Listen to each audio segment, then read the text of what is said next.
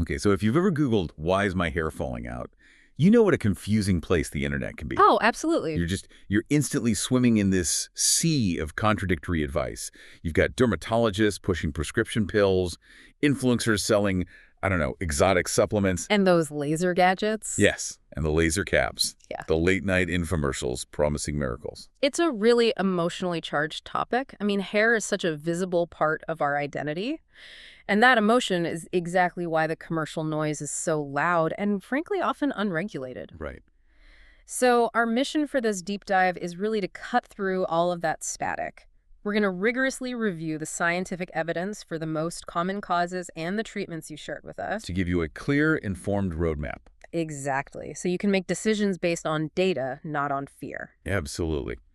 And before we even get into treatments, we have to establish a baseline. Like, what does a normal, healthy hair cycle even look like? Because we're talking about two very different things here, normal shedding versus, actual pathology. That's a critical distinction. Hair growth is cyclical. It happens in three main phases.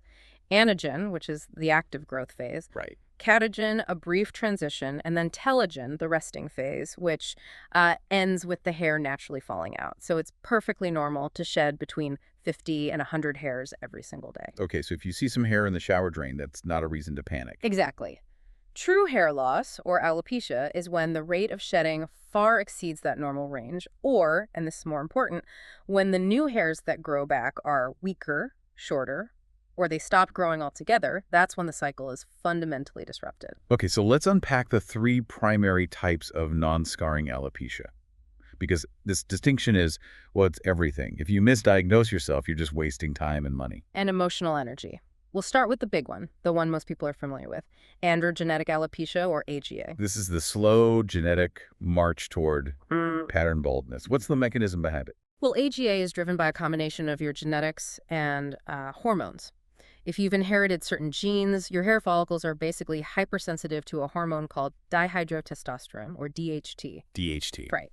DHT is a potent androgen that binds to receptors in the follicle, and that binding causes the follicle to gradually shrink. It's a process we call miniaturization. So it just produces thinner and weaker hair over time. Thinner, weaker hair, until eventually the follicle might just stop producing hair at all. And it's incredibly common. We're talking an estimated 80 million individuals in the U.S. alone. And the pattern of the loss itself tells you a lot about the diagnosis. It does. In men, AGA typically presents as that classic M-shape or receding hairline and/or thinning at the crown. And women. In women, the pattern is usually more diffuse, just thinning across the entire top of the scalp, and it's often seen first as a widening of the central part line. The frontal hairline, though, usually stays pretty intact. Okay, so contrast that slow, lifelong hormonal thinning with something called telogen effluvium, or TE. This one sounds much more dramatic and sudden. It is. TE is a sudden, massive, and diffuse shedding event, and it's often temporary. So instead of that gradual miniaturization, TE happens when a huge proportion of your hairs are abruptly and simultaneously shocked into that resting or telogen phase. What causes that kind of shock? It's typically triggered 2 to 3 months after a major physical or emotional stressor. So there's a delay. A significant delay. Think major surgery, a very high fever, a severe illness, rapid weight loss, even major hormonal shifts like childbirth. Okay, that delay is crucial to understand. Why does it take months for the hair to actually fall out? Because the hair cycle has its own timeline. The shock happens immediately, forcing all those hairs into telogen, but then it takes 2 to 3 months for those hairs to be fully shed and pushed out. Postpartum hair loss is the textbook example of this, caused by that sharp drop in estrogen right after delivery. That makes perfect sense. And the good news for TE is the prognosis is generally pretty positive, right? Assuming the stressor's gone. Correct. The hair usually regrows within 6 to 9 months once the body is back in balance. Okay, so our third one is traction alopecia. This is a physical problem. Exactly. This is mechanical damage. It's caused by persistent chronic pulling on the hair roots. From hairstyles. Yes, most commonly associated with tight hairstyles. So think tight ponytails, weaves, cornrows, or braids, especially if they're worn consistently over long periods of time. And we noted the risk factors here are not evenly distributed. That's right. It's most prevalent in women of African descent who have tightly curled hair structures, and unfortunately, it often begins in childhood because of styling practices. In the early stages, it's reversible if the tension is stopped. But if that tension just continues for years, What happens to the follicle? Chronic traction eventually leads to permanent scarring. The hair follicle is destroyed and it's replaced by scar tissue. A doctor will look for hair loss right along that marginal hairline, the frontal and temporal regions, and sometimes for little white structures around the hair shaft called hair casts. So the takeaway from all this is clear. You can't treat it until you know what it is. Precisely. You have to get a professional diagnosis from a physician or a dermatologist. This might involve a scalp exam, a simple pull test, blood tests to rule out things like thyroid issues. Things that can mimic TE. Right. Self-treating the wrong cause is not just ineffective, it can be, as we're about to discuss, sometimes dangerous. Okay, let's move into the heavy hitters. The sources had a lot to say about the two big FDA-approved treatments for pattern baldness, minoxidil and finasteride. Let's start with minoxidil because its origins are surprisingly far from the scalp. Minoxidil, sold as Rogaine, is the over-the-counter topical that's approved for both men and women. And you're right, it was initially developed back in the 70s as an oral medication to treat severe high blood pressure. So how did a hypertension drug become a hair growth treatment? Well, scientists noticed that patients taking the oral version started experiencing a very specific side effect: hypertrichosis, Right. unwanted body hair growth. So they realized if they applied it directly to the scalp, they might be able to harness that effect. Its exact mechanism isn't fully pinned down, but the leading theory is that it widens the blood vessels around the hair follicles, which prolongs that active anagen growth phase. So if a listener starts this, what's the timeline? What should they watch out for? You have to be patient and you have to be consistent. It must be used continuously, usually twice a day, and visible results typically take 3 to 6 months. 3 to 6 months. And you often see an initial temporary shedding phase in the first few weeks. Which will be terrifying. It can be psychologically very challenging, but it's actually a sign the drug is working to reset the hair cycle. And the common side effects. Mostly localized, so scalp irritation, dryness, flakiness. The key is to be precise with the application, especially for women, because if you're not, it can easily lead to unwanted facial hair. Okay, let's move to finasteride, known as Propecia. This is the prescription oral pill approved for men only. And this one directly targets the hormonal driver of AGA, that DHT. Finasteride is highly effective. It's a 5-alpha reductase enzyme inhibitor. It means. It means it blocks the enzyme that's responsible for converting testosterone into DHT. By doing that, it cuts DHT production in the body by about 70%. Clinical studies show an 83% success rate in stopping hair loss. That is a profoundly high success rate. Mm. But the discussion around side effects is critical here, and the sources were very clear on the potential severity. This is a risk profile that every single patient has to fully understand. In a small percentage of men, maybe 1 to 2%, finasteride causes temporary sexual side effects, decreased libido, erectile issues. And these usually go away if you stop the medication. Generally, yes, they resolve upon discontinuing. However, there's a much more serious concern. Post-finasteride syndrome. We have to discuss post-finasteride syndrome, or PFS. This is a condition reported in medical journals where you have persistent sexual, neurological, and psychological side effects, including severe depression and suicidal ideation, that continue even after the patient stops taking the drug. It's just sobering to realize that something meant to block a hormone for, aesthetic purposes can have such persistent, life-altering risks for a minority of users. It really puts the risk-reward calculation into sharp relief. And to show the seriousness, the sources cited a lawsuit against the manufacturer.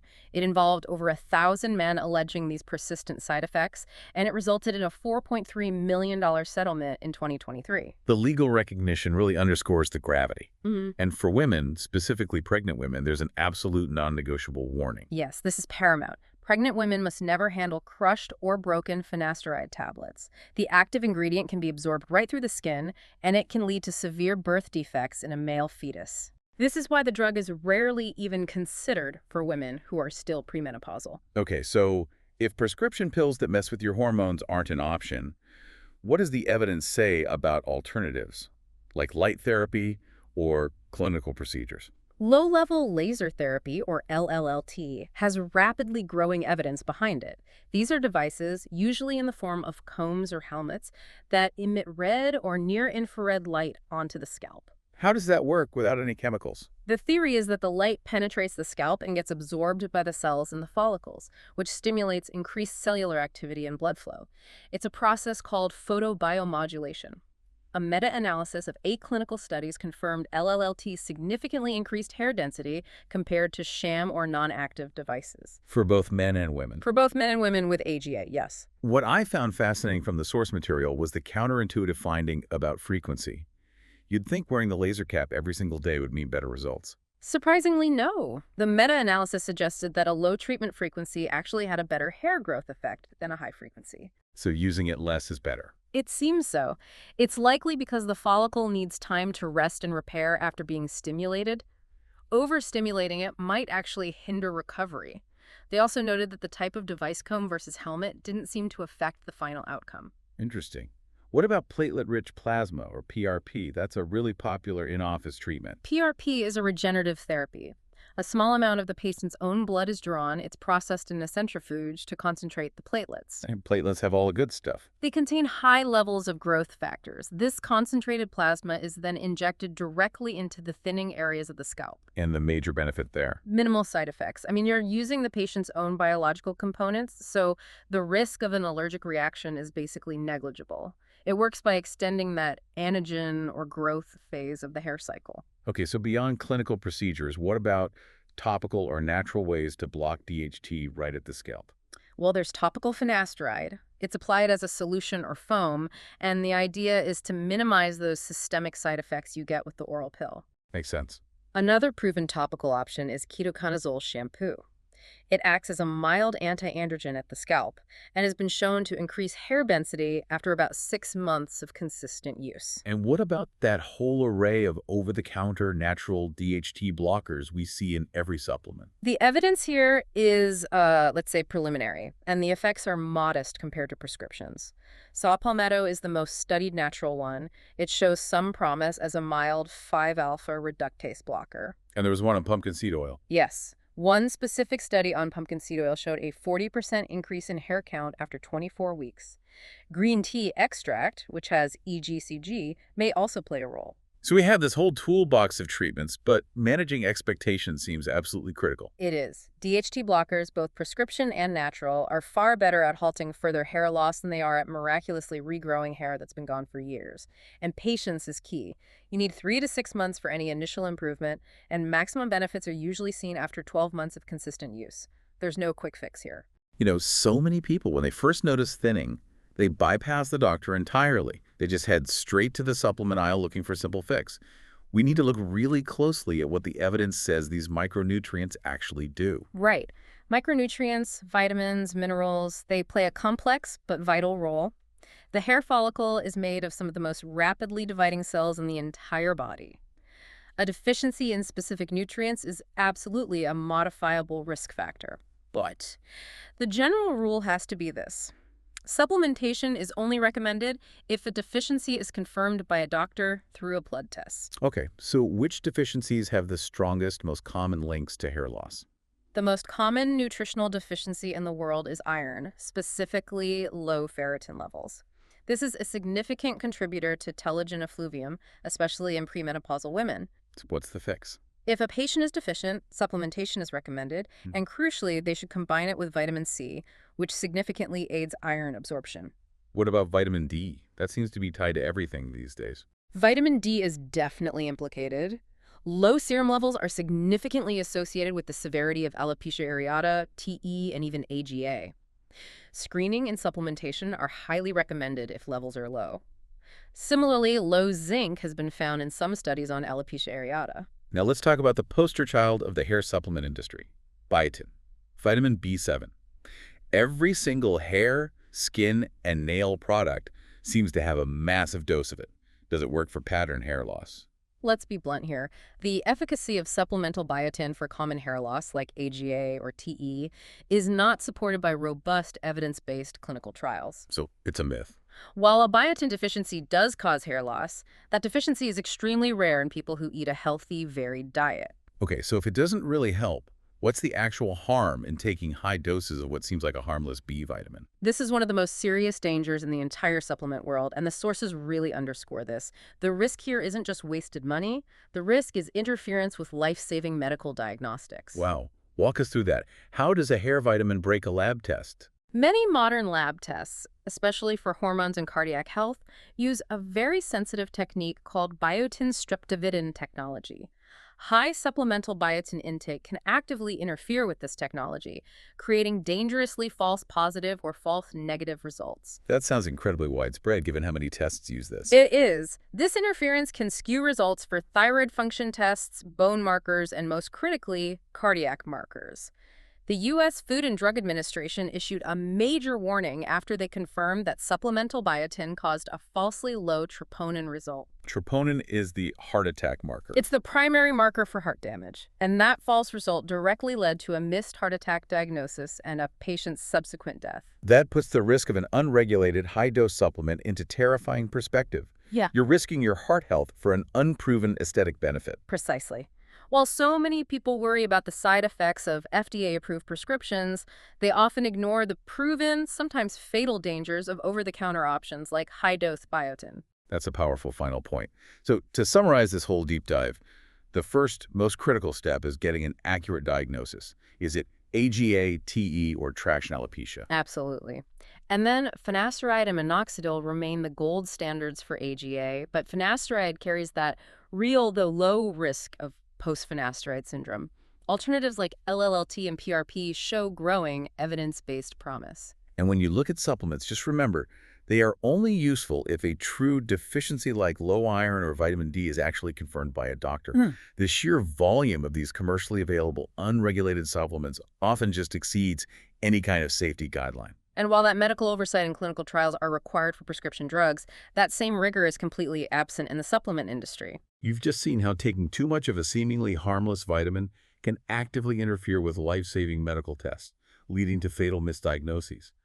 So given this complexity and the necessity of rigorous evidence-based medical oversight, how do you reconcile the promise of easy, unregulated solutions with necessary clinical scrutiny? What is the real risk you are willing to take for your hair health?